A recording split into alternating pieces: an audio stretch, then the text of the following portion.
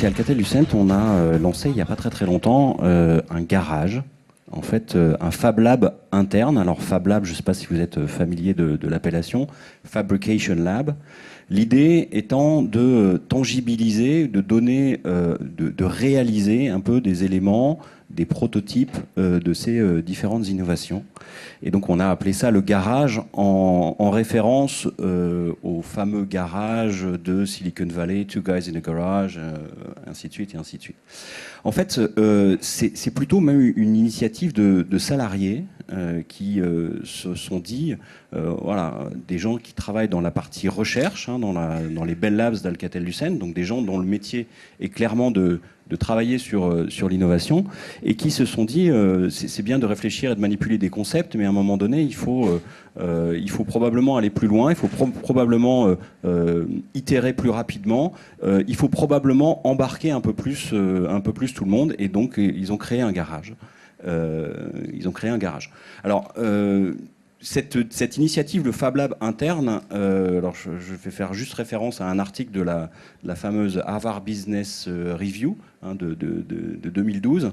En fait, il y a une catégorisation de 4 époques d'innovation, en tous les cas selon cet article-là. Le premier, c'est l'inventeur seul, hein, Thomas Edison dans son coin, donc quelque chose qui date depuis la nuit des temps et qui continue encore aujourd'hui. Il y a encore des inventeurs seuls, probablement pas la majorité. Une deuxième étape qui est les Corporation Labs, dont fait partie Bell Labs, typiquement quelque chose qui est né dans les années 40, les années 30, une organisation à l'intérieur d'une entreprise avec pour mission de travailler uniquement sur la partie innovation. Une troisième phase qui est plutôt la phase des startups, donc là typiquement dans les années 70, qui est le troisième empilement. Et puis un dernier empilement que le HBR appelle Corporate Garage, qui est en fait la juxtaposition de l'agilité des startups et du go-to-market des grands groupes. Et le garage chez Alcatel-Lucent, on veut très clairement le positionner dans cette dynamique-là. Alors c'est un lieu, le garage, c'est 36 mètres carrés, c'est un lieu pour lequel les 3 cofondateurs n'ont pas demandé l'autorisation, hein, et ça je pense que c'est essentiel. Quand on veut innover, dès lors qu'on commence à demander l'autorisation, est-ce que j'ai le droit de faire quelque chose ? Globalement, ça assèche terriblement le potentiel d'innovation. Donc là, voilà. Dans le nucléaire, on a tendance à demander l'autorisation. On peut demander l'autorisation pour l'implémentation, mais voilà, dès lors d'avoir le droit d'avoir une idée et de la tester à un moment donné, je pense que voilà, c'est demander l'autorisation n'est pas toujours la voie la plus la plus riche. Donc ils n'ont pas demandé l'autorisation. Ils se sont saisis, ils ont vu que dans le bâtiment dans lequel ils étaient, il y avait 36 mètres carrés qui servaient à stocker des tables et des chaises. Ils se sont dit, ça sert à rien, en gros, des tables et des chaises, on va les enlever de là, on va émuler un garage, donc on va émuler un endroit où on a un établi pour faire de l'électronique, on va mettre un ordinateur pour faire du code, pour développer du code, et on va amener notre management à voir ce qui s'est passé, et évidemment, le management a dit, ouais, c'est plutôt pas mal. Bon, vous êtes bien sûr que les tables et les chaises ne sont pas à la pluie, voilà. Et donc, le garage était né de ça, et donc c'est un endroit qui est ouvert à l'ensemble des salariés, hein, donc sur la cité de l'innovation à Villarceau, le plus gros site d'Alcatel-Lucent en Europe, 5000 personnes. C'est un endroit qui est ouvert entre midi et 2, donc typiquement on ne demande pas l'autorisation à son manager pour y aller, hein, on peut y aller quand on veut. C'est un endroit où les premiers participants à cette initiative-là ont choisi d'apprendre des choses, et en particulier d'apprendre à monter une imprimante 3D. Alors, une imprimante 3D, c'est l'objet un peu iconique des Fab Labs, hein, c'est ce qui permet de tangibiliser un peu les choses. Une imprimante 3D, aujourd'hui, en kit, ça vaut 1 000 €. Et en 5 séances, un petit groupe de 4-5 personnes peut apprendre à utiliser cet outil-là. La philosophie derrière le garage, c'est de désacraliser la dimension d'innovation, c'est d'avoir une certaine humilité par rapport à ce qu'est l'innovation. C'est aussi le fun d'apprendre, c'est aussi l'enthousiasme de connecter les personnes les unes aux autres. Aujourd'hui, dans le garage, il y a à peu près 25 projets. C'est des projets qui vont d'un projet éminemment personnel. J'ai la pièce de mon lave-vaisselle qui s'est cassée chez Darty, je ne devrais pas le dire, mais et on ne trouve pas cette pièce-là. Est-ce que je ne peux pas la refaire moi-même ? Ah mais si, bien sûr, on va la modéliser, on va l'imprimer, et voilà, le lave-vaisselle va être réparé, et donc on apprend de ça. Donc quelque chose d'éminemment personnel, voilà, j'apprends pour moi-même, jusqu'à quelque chose qui peut avoir une connexion avec le business de l'entreprise. Typiquement, il y a un projet aujourd'hui où l'idée c'est de construire un drone et de mettre associé à ce drone-là une sonde de mesure pour arriver à faire de la cartographie des ondes radio dès lors qu'on déploie un équipement de radio mobile. Donc c'est vraiment quelque chose qui a un spectre d'activité qui est extrêmement large. C'est aussi un endroit où il n'y a pas de filtrage par le management sur la nature propre des projets à développer ou pas. L'idée, c'est de faire ensemble, c'est d'apprendre en faisant, c'est de connecter effectivement un certain nombre de compétences, d'intelligence. Et on découvre des choses extraordinaires. On découvre, notamment sur la partie du drone, un salarié qui travaille dans une des filiales qui s'occupe de concevoir des câbles sous-marins, qui travaille au marketing dans cette filiale-là, et qui, le week-end, adore travailler sur les drones. Et il a un savoir-faire sur les drones qui est extraordinaire. Il monte lui-même des drones, voilà. Pourquoi ne pas le partager? Et effectivement, l'idée, c'est de décloisonner et de connecter effectivement un peu plus les salariés les uns avec les autres. Alors cette dimension, enfin ce garage-là, c'est un peu le fruit d'une expérience passée qu'on a eue chez Alcatel-Lucent, qui a été de travailler sur l'intrapreneuriat, c'est-à-dire que les idées, elles viennent pas que de la tête des chercheurs. Une idée en soi, moi je vais être un peu provocateur, mais pour moi ça vaut rien, une idée, dès lors qu'il n'y a pas l'envie et l'énergie pour la mettre en œuvre derrière, pour la tester, pour itérer.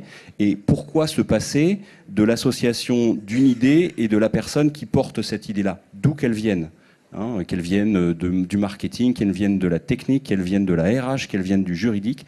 Pourquoi ne pas le faire? Donc c'est une expérience qu'on a menée pendant 5 ans au sein du groupe et qui a permis aussi de détecter des talents qui étaient...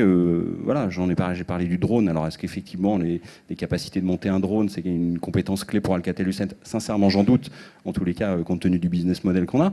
Mais en tous les cas, ça permet effectivement de détecter des talents différemment. Le garage a aujourd'hui 9 mois d'existence.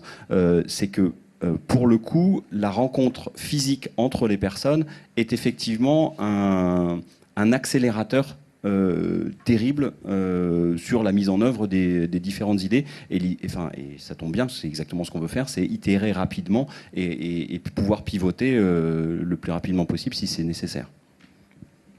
Il y a un mot extraordinairement important, c'est cette bienveillance.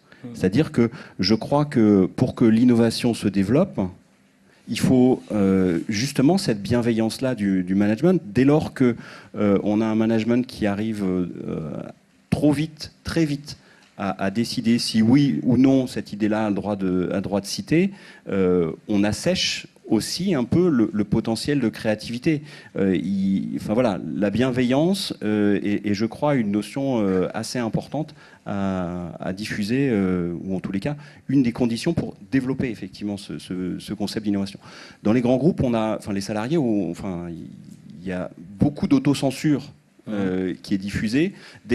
Tout ce qu'on peut arriver à faire et tout ce que le management peut arriver à faire pour baisser ce niveau d'autocensure-là est, je crois, quelque chose d'indispensable, nécessaire et bénéfique de toutes les façons.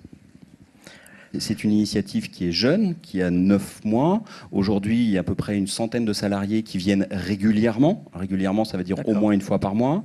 On a une trentaine de projets. Alors, sur la trentaine de projets, il y en a peut-être une bonne quinzaine qui peuvent avoir des connexions avec le business d'Alcatel-Lucent. Les autres sont plus à vocation individuelle et personnelle. Oui, évidemment, à un moment donné, il faudra arriver à sélectionner 36 mètres carrés pour 5000 personnes. On ne peut pas tout faire au même endroit. Faire fonctionner sur un budget ce type de structure-là, ça peut pas être que pour faire des pièces de lave-vaisselle. Enfin, je veux pas être caricatural, mais il y a un peu de ça. On peut aussi imaginer, sur ces modes de financement-là, avoir du financement participatif, du Kiss Bank Bank et ce genre de choses, qui permet effectivement d'amorcer la pompe et de re-responsabiliser un certain nombre de fois les salariés. Mais oui, bien sûr, l'exigence, elle est là. Et effectivement, en même temps, il ne faut pas se tromper. Quand un salarié propose une idée et qu'il a envie de la mettre en œuvre, globalement, il a plutôt envie de faire quelque chose de très bien. Et globalement, le niveau d'exigence qu'il va se mettre lui-même comme barre à atteindre va probablement être en général un peu plus élevé que ce que d'autres pourraient exiger de lui-même. Mais ça n'enlève pas la dimension d'exigence extérieure, évidemment. Alors l'étape suivante, vous allez où là? Quel est le rêve pour l'année 2015 ou l'année 2016? Alors le rêve, c'est effectivement, enfin le rêve, c'est d'avoir un certain nombre de projets qui effectivement puissent irriguer des business units d'Alcatel-Lucent. C'est aussi d'avoir une communauté qui grandisse, qui grossisse, et qu'on arrive par ce moyen-là à décloisonner encore un petit peu plus, parce que on est quand même un petit peu cloisonné dans notre grand groupe, mais à décloisonner un petit peu plus les choses et à redonner de l'envie, ou en tous les cas à susciter encore plus d'envie et encore plus d'engagement auprès des salariés. C'est difficile à mesurer en termes de KPI et en termes de chiffres. Hein. Je ne sais pas si le bon indicateur, c'est le nombre de projets, le nombre de participants, l'énergie. Et l'énergie, mais voilà, comment est-ce qu'on mesure l'énergie, l'investissement? Oui, on le mesure en joules, effectivement, mais quand il s'agit de l'engagement des salariés, je pense que c'est un petit peu difficile de juste la quantifier en joules. Voilà, mais en tous les cas, c'est ça qu'on voudrait arriver à faire. Ouais. Première fois qu'on a fait ce programme-là, les équipes se sentaient en compétition les unes avec les autres. C'est moi qui vais gagner le concours, voilà. Et on a assez vite cassé ça dans l'œuf en disant il n'y a pas une compétition où vous êtes ensemble, vous travaillez sur des sujets très différents. Quand vous faites un service web ou quand vous déployez des antennes de téléphonie mobile, elle est où la compétition? Il n'y a pas de compétition. Vous pouvez travailler ensemble. Et ce qu'on a réussi à montrer et ce qu'on a réussi à faire comprendre, c'est que les uns les autres pouvaient se nourrir et qu'il n'y avait pas un gagnant. Et que si les 5 projets avaient au bout du compte un business plan qui était intéressant et qui pouvait se transformer, tout le monde en serait effectivement complètement vainqueur.